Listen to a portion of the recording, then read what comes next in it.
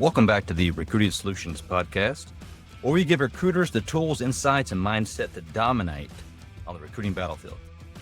I'm James Welch, retired Army Colonel and author of The Art of Military Recruiting, Lessons Learned from the Recruiting Battlefield. Now, before we dive into today's episode, I want to remind you that my book is now available. If you're a recruiter, a leader, or just someone who wants to understand what it really takes to succeed in this profession, this book's for you. I've got it packed with real lessons, strategies, and stories that I lived during my time in recruiting command. You can pick up a copy today. Just head over to Amazon or check out my website for details at recruitingsolutionsllc.com. Now let's get into today's topic. If you've been in recruiting for any length of time, you know this truth. Consistent and effective prospecting is the main thing. But here's the catch. Not all prospecting is created equal. Sure, some recruiters have a shotgun approach. They talk to everyone, everywhere, anytime. And that may work for you. It will get you some results. But I would argue if you want long-term, sustainable success, your high schools are the key terrain where you must win. And sure, high schools, technical colleges, junior colleges, four-year universities, those are all important, and those are where seeds are planted, but particularly in the high schools. Sure, you're going to have some seniors who enlist and ship out right after graduation, but you're going to have other students, to include seniors, they're going to go on to do other things. Maybe they try college out, or a trade school, or job, whatever the case may be. But maybe in a year or two, when those plans fall apart, they're going to think back to having met you in high school. They're going to think back to that seed you planted about service in the military. And that's how you build sustainable success over time. So you think about it, schools are really the center of gravity for your recruiting success. And if you're not there, if you're not present in the high schools, you're going to be fighting an uphill battle throughout your time in recruiting. Previous episodes, we talked about laying the foundation early for recruiting success in the schools. Now, ideally, you reached out to your assigned schools and established relationships before the fall semester even began. Usually April, May, those are the prime times to get connected with principals and staff members. And then maybe you go back in July or August when the schools are conducting their in-service training, preparing for the fall semester. And of course, you should be there for that.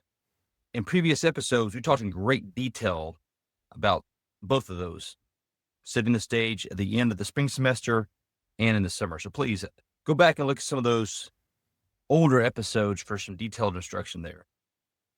But for our purposes today, let's just assume you did all of those things and you already established those relationships before the fall semester began.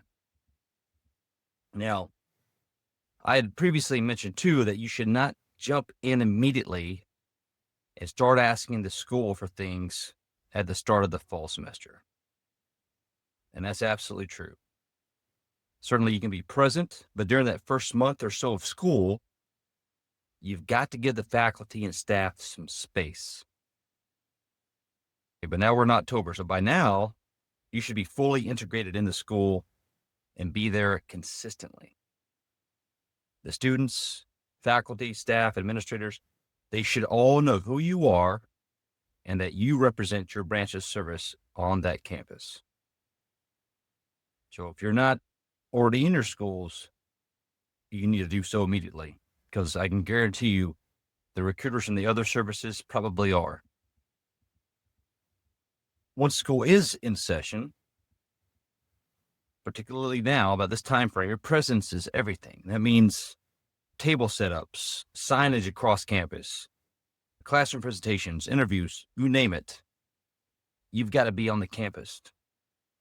Now, what's critical to all of these, again, are the relationships that you've built with administrators and teachers. But let's talk about some of these different aspects. First, let's talk table setups. absolutely critical importance. Now, the locations may vary based on the school and the administrators, right? They may have a particular space where they want recruiters to set up. Hopefully, the principal is going to assign you to an area that has lots of student traffic. Think about ideal locations like cafeterias or any eating area where students can approach at their leisure. And even better, if you're allowed to walk among the students and ask them questions. But the bottom line is this: whichever area you're assigned, you want to be there at the same location at the same time each week. If you do that, students know where to find you. So when they think about military service, they know, hey, Sergeant Smith is going to be here at the lunchroom on Tuesday at noon. He's there every week. So they know where to find you. When you skip around, it makes it a little bit more difficult for them to find you. Now, the classroom presentations, that's your high value target on any high school campus, because that's going to allow you to speak to a captivated audience of students at one time. And again, this is where a good relationship with teachers is going to come in handy. There's going to be many teachers who allow you to conduct classroom presentations if you politely ask them. And it's great for the teachers too. In many cases, it gives them a little time to maybe explore some different career options for the students, or just gives them time to maybe grade test, do whatever they have to do. But you got to build a relationship with the teachers and ask them. Now, when you do get that opportunity, don't wing it. Just like everything else in the military, rehearsals are critical. You need to have practiced your presentation. If you've never even done one or seen one, go watch a more seasoned recruiter conduct a classroom presentation, and then practice your own. I would argue you even need to practice some questions and answers, the Q&A that you're likely to receive from students, and practice with the other recruiters in their station. And then lastly, show up looking sharp.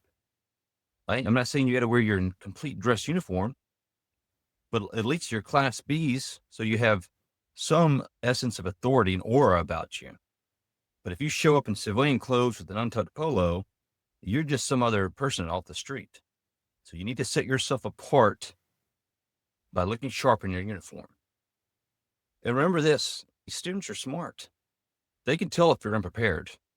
So make sure you're ready for whatever questions they may have for you. And this is the other thing too. Remember, you're not their buddy. So don't act like it. You are an authority figure and a professional member of the military. And that's how you have to come through when you engage with the students. You want them to see you as a leader worth listening to and someone that they want to be like. And then following the classroom presentation, think through how you're going to engage with the students to get more information. Maybe you pass out lead cards and get their names and cell phone numbers, which would be very helpful, right? You can use that information to update your applicant database, and now you can better reach students in the future. You could also tell the students to indicate whether or not they're really interested in military service. Now, that way you can better target students and focus your efforts. So if they check, yeah, hey, I'm interested, that's the person you're calling that day, right? But regardless of your prospecting activity on campus, you've got to maintain your professionalism in all of your actions.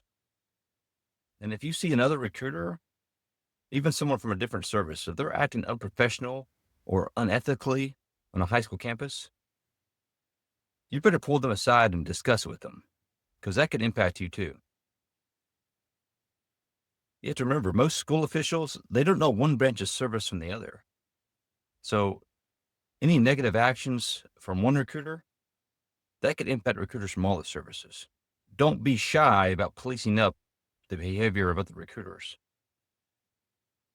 Before we move on, I do have one note about one-on-one interviews on campus, okay?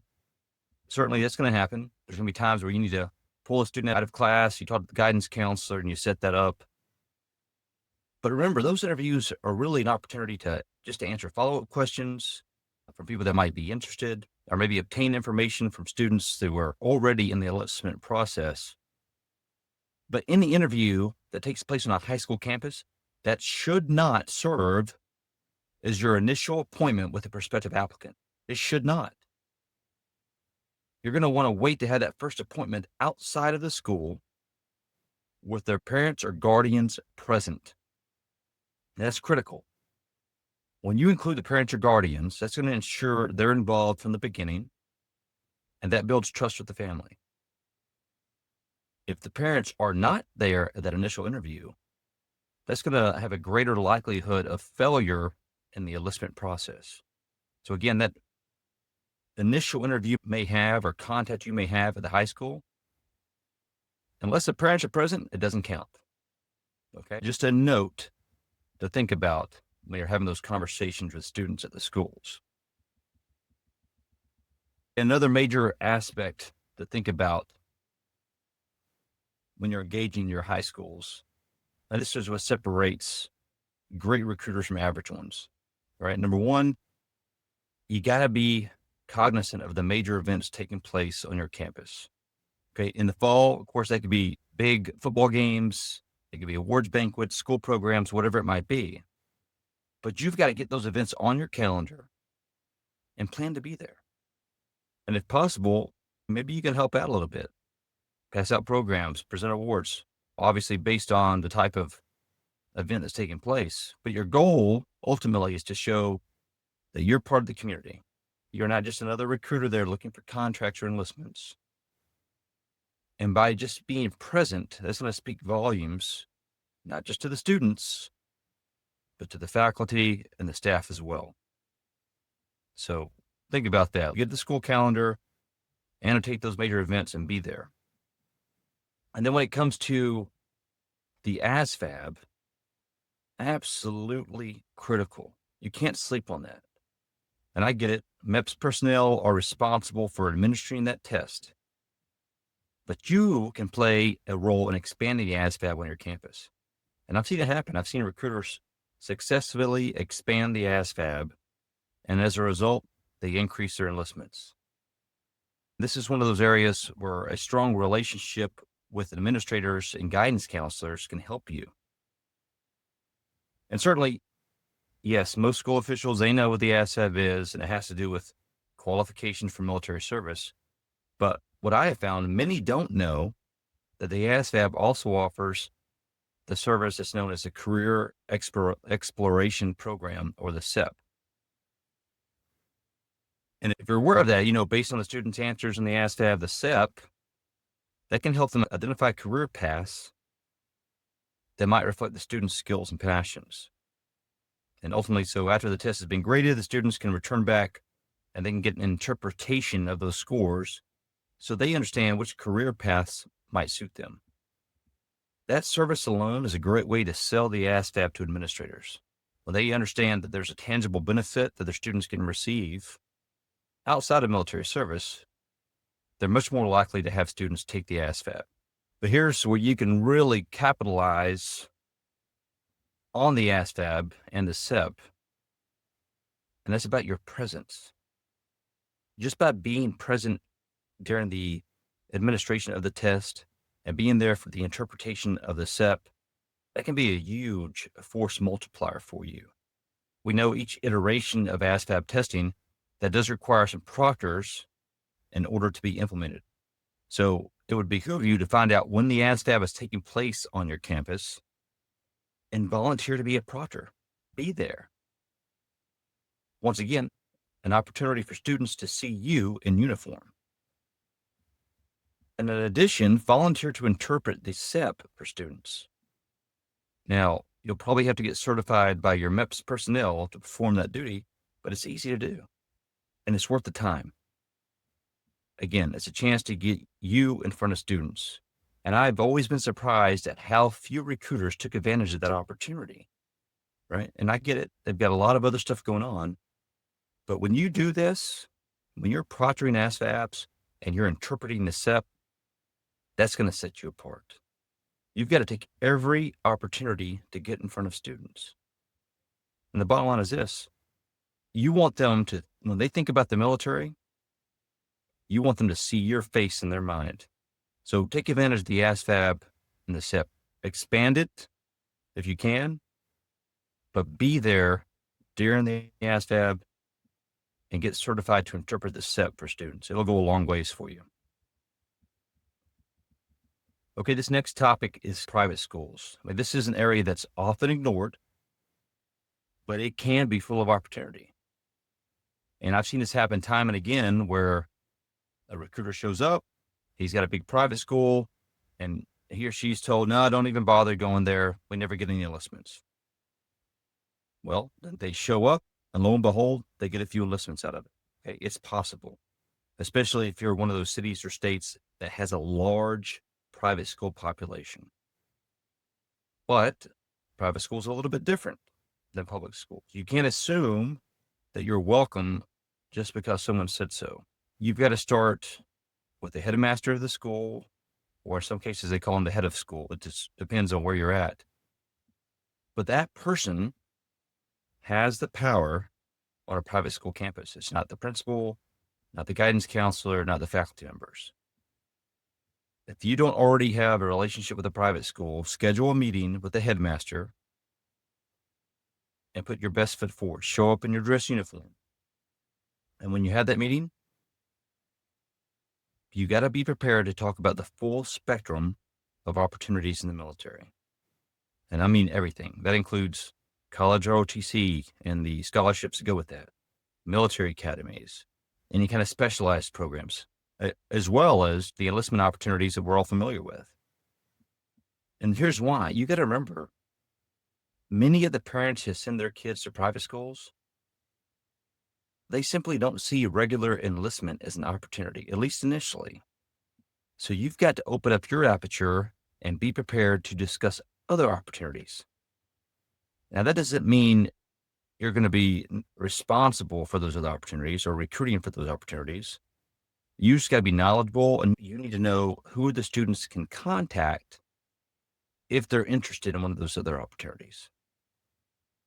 But I'll tell you this, that will open doors for you. Maybe it'll get you to a career fair, but even that limited access is better than none. And you'll be surprised that once you get your foot in the door, that'll open up other opportunities at a private school. So the bottom line here is, don't just discount private schools and assume no one's going to enlist out of there. Make an honest effort and at least try. They may tell you no, but odds are they'll say yes, and you'll have another opportunity to gain some enlistments. And then for our public schools, remember this. Well, yes, the Hutchinson Amendment guarantees you access, but it really doesn't say how much access. And many of you have probably experienced this. You might have unlimited access to a school, or you might be in a situation where you get one table set up a semester. But if that's the case, if you have that limited access, here's my advice for that. Don't fight that battle yourself. You have to maintain a healthy, professional relationship with the school. If they're not giving you access, you let your chain of command or your education services specialist handle that for you. Let them fight that battle. That allows you to stay professional and to keep extending that goodwill to the school. And again, with whatever type of access you get, always, always, always show your gratitude to the school and be appreciative of it, even if it's one time a semester.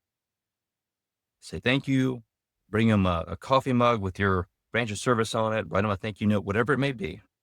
Okay, because your gratitude is going to make a big difference in your access as well. And then finally, I'll tell you this, whatever you do on a campus, you got to look for ways to be a helper and not a hassler. You're going to invariably have to ask faculty to staff for assistance on campus. You're just going to have to.